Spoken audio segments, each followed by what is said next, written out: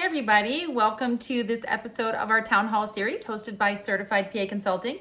I'm Casey D'Amato, president of Certified PA Consulting, and we bring these YouTube videos to PAs, NPs, physicians, anybody that can benefit from learning more about PA salary structures, contract terms, how to advance the relationship between a PA, MD, or NP, so that both people are moving forward together. So today we're talking about a topic, the top 5 red flags when it comes to contract negotiations outside of the salary portion. So I want to cover these really quickly so that everybody can get some benefits really fast. Most people focus on their salaries and their benefit package when they are negotiating, and they overlook some really important elements in the contract. Now, we help PAs understand terms of contracts. We're not attorneys. We don't claim to be attorneys. However, we have so much experience. We've been consulting since 2009. So we are the leading experts when it comes to terms of PA contracts and what's appropriate for structures, for benefits, for the mutual relationship between the PA, the NP, and the employer. So we have been the leading expert again since 2009, and we have consulted with thousands of PAs, NP and NPs over the years. So I want to talk about the top 5 red flags in the contract outside of looking at just the salary and the benefit, which is what most people look at. So number 1 is the non-compete. Non-compete means that when you sign that agreement, you are agreeing not to work for anybody else that is in that same specialty or would be considered competitive within a certain mileage radius for a period of time. So the reason why this is a red flag is that the non-compete in some instances can be very, very wide, can be 50 or 100 miles, and it can be from multiple locations. So there's lots of organizations that have multiple locations, sometimes across an entire state or across an entire region of the country. So when you're looking at non-competes, what is applicable and what is appropriate would be the equivalent of about 30 or maybe 40-minute drive in your geographic location. It's going to be a lot different for Manhattan than it's going to be for rural Nebraska. About 30 to 40-minute drive is what's applicable from one location or the location where you spend the most time, where you spend like 60 to 70% of your time, because the non-compete is designed to protect the employer and protect their business so that patients do not follow you and move on and leave their business. So if you choose to move on and go work for someplace else, if you are a PA or NP, that's your prerogative, but you do not want to negatively impact your prior employer by having patients follow you to a new location. And that's what the non-compete is designed to protect the employer so that they don't lose business if one of the providers should decide to move on. So one of the things that people overlook is the mileage radius or the period of time. So what is industry standard is 30 to 40 minutes from one location, the mileage equivalent of 30 to 40 minutes from one location for 1 year. That is what is appropriate and applicable for a non-compete. It protects the employer. Most patients aren't going to drive more than 30 or 40 minutes. And after 1 year, yes, you can come back and work in that region because most of the time patients aren't going to move on. At that point, they found a new provider. And again, you have not negatively impacted your prior employer. So that's number 1. Number 2, restrictive covenants. These are sneaky little clauses that get into those contracts.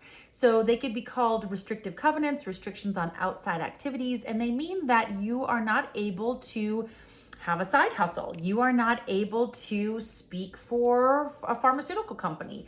You are not able, in some instances, to make something and sell it on Etsy or at your local farmer's market. So you have to watch out in your contract for restrictive covenants or restrictions on outside activities, because a lot of people over a period of time will like to develop a side hustle or will like to do something outside of clinic. It doesn't compete or impact with clinic at all. And there shouldn't be any restrictions on your personal time. If you want to do something that is outside of clinic, not impacting clinic, it is not competitive, it is not violating your non-compete, then you should be able to do that. So watch out for restrictive covenants, because if it's in your contract, that means you have to get permission before you can do anything. So you cannot coach or consult. A lot of what I do, you cannot speak. I do that as well. And I've done lots of that in the past, or become a trainer.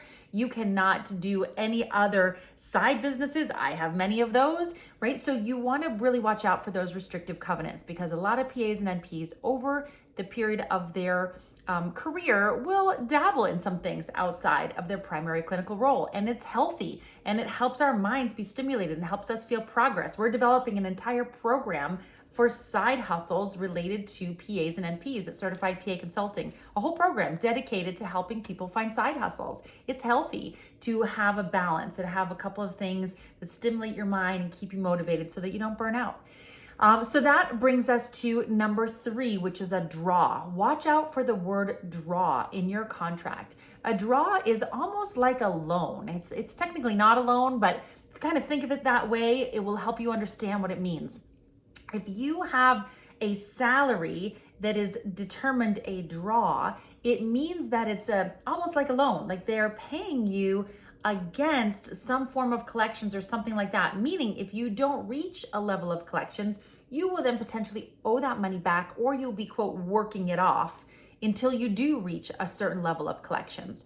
So watch out for that word draw, because that is not exactly a salary. It's sort of like a loan that then you have to work off, typically based on your collections. So it can be very high risk in an area that is a new facility where patient volume is low, in a satellite office or something like that. So we do not recommend draws. We don't recommend them to employers or to PAs or NPs. It gets very sticky, very muddy.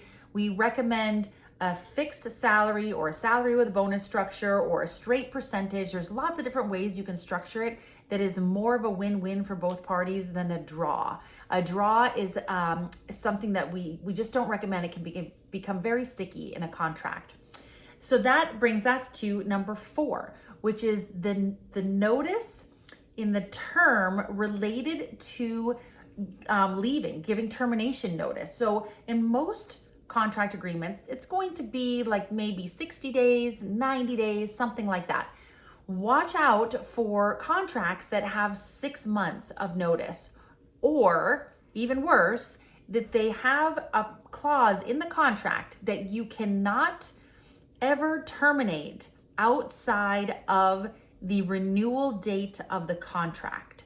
So those two things should be independent. Let me clarify that for a moment. Your contract term will likely be 1 year or 2 years, in some instances 3 years. We don't love that, but we see them out there. So your contract term itself, related to all the other terms, will be 1, 2, or 3 years. However, your termination notice, meaning if things aren't going well, or you have a personal situation and you need to move, that can really happen at any time, as long as you give applicable notice in your contract. Typically, it's going to be 60, maybe 90 days, in some instances 120 days. It's designed so that the employer can find a replacement and get them up and trained and credentialed and those sort of things. So the things to watch out for in the notice term is, number 1, they really shouldn't be 6 months. Number 2, they should not be attached to your renewal date of your contract. You should be able to give that notice at any point, even if it is within that 1 year or 2 years or 3 years, as long as you give the applicable term. And the last is, make sure you do not owe money back. If you have to give notice, and you do have that clause in there that you can only give it when the contract renewals, we have seen instances where you will have to owe money. You will have a penalty.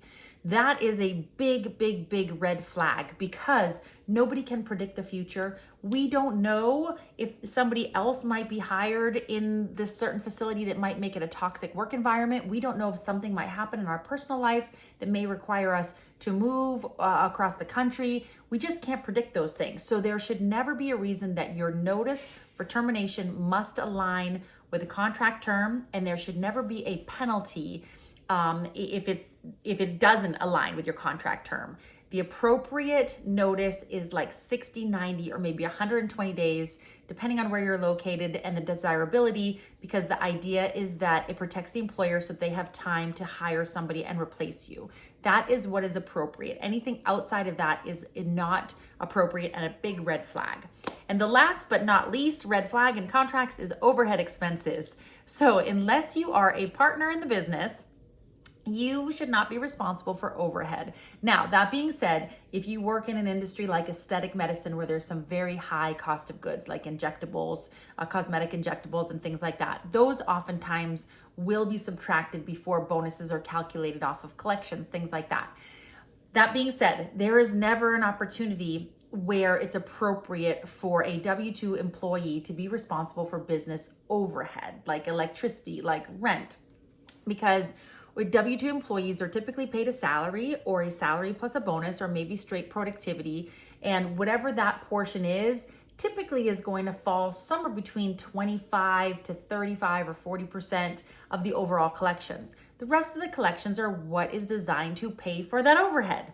So that is where the overhead money comes from. So there would not be an instance that it would be appropriate for a PA or NP to necessarily have line items that they're responsible for unless you are partnering or you are like an independent contractor where you're renting space and you're breaking down utilities and you are covering some of the cost of the utilities because you're really operating relatively independently, of course, with a supervising physician, but you are operating differently than a full-time W-2 employee, in which case it would not be appropriate to be responsible for overhead expenses.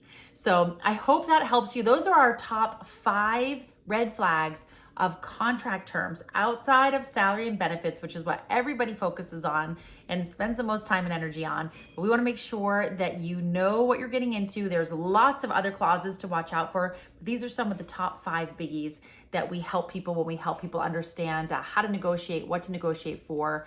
And of course, we are not attorneys and don't claim to be, so we always recommend an attorney have a final review of your contract, but we are here to help you with that negotiation process and to understand what's industry standard.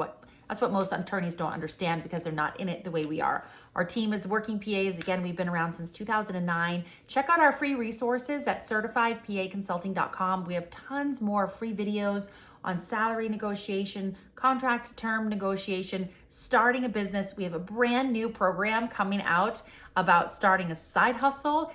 We help people advance their careers. We help people with student loan payoff. So make sure you check out our website. We have tons of free videos, free downloadable guides, lots of free webinars, and we help people with one-on-one private coaching as well as on-demand courses that you can take that answer all the questions related to professional development and leadership in our PA roles, things that are not taught in PA school. So I hope that was helpful. Again, I'm Casey D'Amato. I hope to see you soon.